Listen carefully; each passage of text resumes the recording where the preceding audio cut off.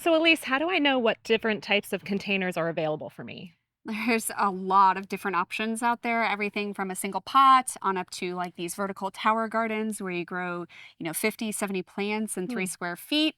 They have all different materials. So there's plastic, there's cloth, there's terracotta, there's porcelain. The world is your oyster with container gardening for sure. Well, how do I know which one would be best for my garden? Well, different ones are going to be used in different climates or for different purposes, depending on what your goal is. But fabric and terracotta tend to be better for environments that have a lot of moisture because what they do is they pull moisture out of the soil. They allow for evaporation and everything. Hmm. So if you get heavy rains, that could be a good option. If you're looking to conserve moisture and keep it within the soil as long as possible, plastic or porcelain tend to be a better choice. Okay. But it's really going to depend on your environment and then what your ultimate goals are. For more tips to get started with container gardening, check out kellogggarden.com.